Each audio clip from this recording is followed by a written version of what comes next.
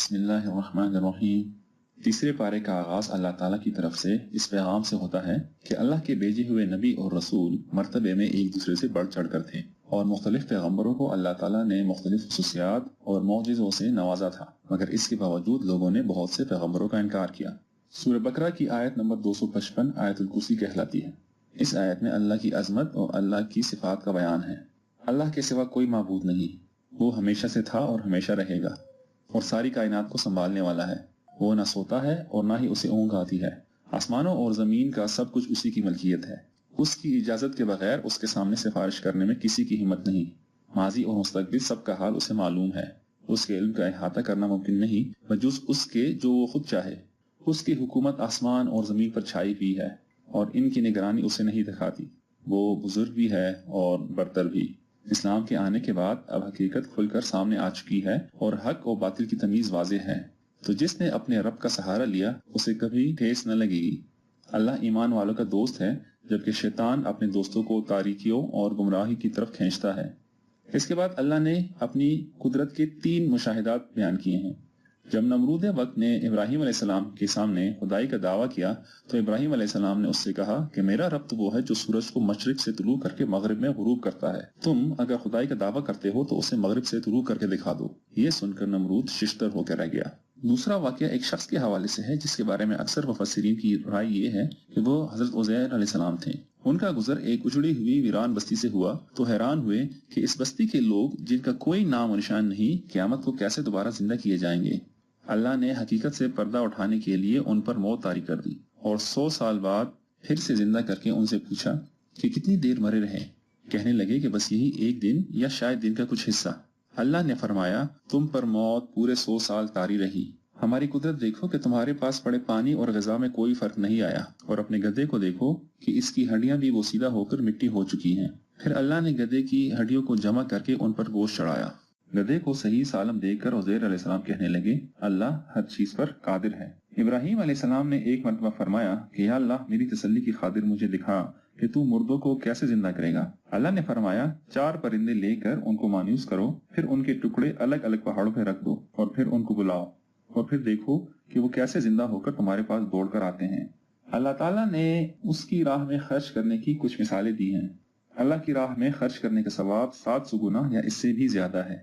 اللہ کی راہ میں وہی خرچ کرنے والے پورا اجر پائیں گے جو خرچ کرنے کے بعد احسان نہیں دھرتے اور نہ ہی دکھ دیتے ہیں۔ ایک میٹھا بول اور کسی ناگوار بات پر معاف کرنا اس خیرات سے بہتر ہے جس کے پیچھے دکھ ہو۔ جو شخص اپنا مال دکھاوے کے لیے خرچ کرتا ہے اسے اللہ کی طرف سے کوئی اجر نہیں ملے گا۔ اگر دل میں اخلاص ہو تو اللہ کی مرضی کے مطابق تھوڑا سا مال خرچ کرنے میں بھی اللہ بڑی برکت ڈال دیتا ہے۔ اپنی تجارت اور زمینی پیداوار میں سے اللہ کی راہ میں خرچ کرو، اور جو رتی مال تم خود لینے کے لیے تیار نہیں اسے اللہ کی راہ میں بھی احسان سمجھ کر خرچ نہ کرو۔ شیطان تمہیں راہ حق میں خرچ کرتے وقت تنگی اور افلاس سے ڈراتا ہے اور بے حیائی کے کاموں میں خرچ کرنے کی ترغیب دیتا ہے، جبکہ اس کے مقابلے میں اللہ تمہارے گناہ معاف کرنے اور زیادہ دینے کا وعدہ فرماتا ہے۔ اللہ کی راہ میں خرچ کرو، ایسا تم لوگوں کے سامنے بھی کر سکتے ہو، لیکن اگر تم چھپا کر حاجت مندوں کو دو تو یہ زیادہ بہتر ہے۔ اصل چیز درست نیت اور اخلاص عمل ہے۔ آپ صلی اللہ علیہ وآلہ وسلم کا کام صرف راہ دکھانا ہے۔ اگر لوگ ہدایت قبول کر لیں تو ان کا اپنا فائدہ ہے، اور اگر انکار کی روش جاری رکھیں تو آپ صلی اللہ علیہ وسلم پر کوئی ذمہ داری نہیں۔ اپنے مال ایسے لوگوں پر خرچ کرو جو اللہ کے دین کی خاطر اپنے لیے معاش کا بندوبست نہیں کر سکتے اور جو کسی سے مانگتے بھی نہیں۔ ان کی خودداری کی وجہ سے ناواقف ان کو خوشحال سمجھتا ہے، مگر ان کے چہروں سے ان کے حال کا اندازہ لگایا جا سکتا ہے۔ سود حرام ہے، سودی کاروبار کرنے والے اللہ کی گرفت سے نہیں بچ سکتے۔ اگر تم نے سود خوری ترک نہ کی تو اللہ اور رسول کی طرف سے تمہارے لیے اعلان جنگ ہے۔ اگر قرض لینے والا تم سے مہلت مانگے تو اسے مہلت دے دو، اور اگر وہ بالکل بھی ادائیگی کے قابل نہ ہو تو اسے قرض معاف کرنا بہتر ہے۔ یہ آیت دین کہلاتی ہے اور قرآن کی سب سے بڑی آیت ہے جو کہ آپس کے لین دین کے بارے میں ہے۔ ہر طرح کے لین دین کے لیے گواہ کر لیا کرو۔ اگر 2 مرد گواہ نہ مل سکے تو 2 عورتوں کی گواہی 1 مرد کے برابر ہے۔ سورہ بقرہ کے آخری رکوع میں اللہ تعالیٰ فرماتے ہیں کہ اللہ سے تمہارے دل کی اندر کی بات یا وہ جو تم نے ظاہر کر دی ہے دونوں چھپی نہیں ہیں، اور وہ تم سے ایک ایک چیز کا حساب لے گا۔ مسلمانوں کا قول یہ ہے کہ ہم نے اللہ کا حکم سنا اور اس کی فرمانبرداری کی، اور مسلمانوں کی دعا یہی ہوتی ہے کہ اے اللہ ہم تیری بخششوں کے طالب ہیں۔ ہر شخص پر اس کی حیثیت کے مطابق ذمہ داری ہے، نیکی کا پھل اور بدی کی سزا پائے گا۔ اے ہمارے مولا ہماری بھول چوک پر ہم سے مواخذہ نہ فرما، ہم پر وہ بوجھ نہ ڈال جو تو نے ہم سے پہلے لوگوں پر ڈالے، یا جس بوجھ کو اٹھانے کی ہم میں طاقت نہیں، ہمیں معاف فرما، ہمیں بخش دے، ہم پر رحم فرما، تو ہی ہمارا مولا ہے اور تو ہی کافروں کے مقابلے میں ہماری مدد فرما، آمین۔ قرآن سے پہلے تورات و انجیل انسانی ہدایت کی کتابیں تھیں، مگر اب جبکہ قرآن آ چکا تو اس کے انکار کرنے والے اللہ کے عذاب سے نہیں بچ سکیں گے۔ کافروں کے مال اور ان کی اولادیں ان کو اللہ کے عذاب سے نہیں بچا سکیں گی۔ کافروں کو بتا دو کہ آخرکار تم دنیا میں مغلوب اور آخرت میں جہنم کا ایندھن بنو گے۔ اصل دولت ایمان اور نیک عمل کی دولت ہے۔ ایمان والوں کی کامیابی اس میں ہے کہ وہ صبر کرنے والے، سچ بولنے والے، اللہ کے فرمانبردار اور اس کی راہ میں خرچ کرنے والے، اور راتوں کو اٹھ اٹھ کر اللہ سے بخشش مانگنے والے ہوں۔ اللہ، فرشتوں اور علم رکھنے والوں نے یہ گواہی دی ہے کہ اللہ کے سوا کوئی معبود نہیں۔ اللہ نے انسان کو ایک ہی دین دیا ہے اور وہ اسلام ہے۔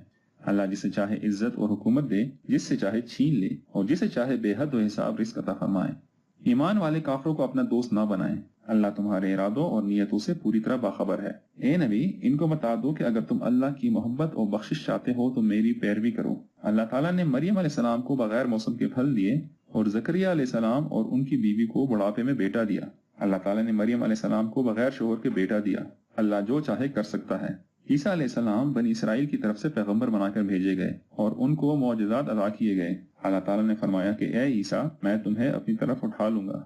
عیسیٰ علیہ السلام سے پہلے آدم علیہ السلام کو بھی اللہ نے اسی طرح بغیر باپ کے پیدا کیا تھا۔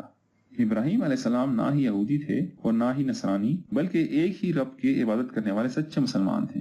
ہمارے نبی حضرت محمد صلی اللہ علیہ وآلہ وسلم کا طریقہ بھی وہی جو ابراہیم علیہ السلام کا تھا۔ تمام انبیاء کا ایک ہی دین تھا، یعنی اسلام۔ جو کوئی ایک پیغمبر کو مانتا ہے اور دوسرے کا انکار کرتا ہے، وہ گویا پورے سلسلہ ہدایت کا منکر ہے۔ ایسے لوگ خدا کی لعنت کے مستحق ہیں، ان کی توبہ کبھی قبول نہ کی جائے گی اور وہ دنیا بھر کی دولت دے کر بھی نجات نہ پا سکیں گے۔ ان کے لیے دردناک عذاب تیار ہے اور ان کا کوئی مددگار نہ ہوگا۔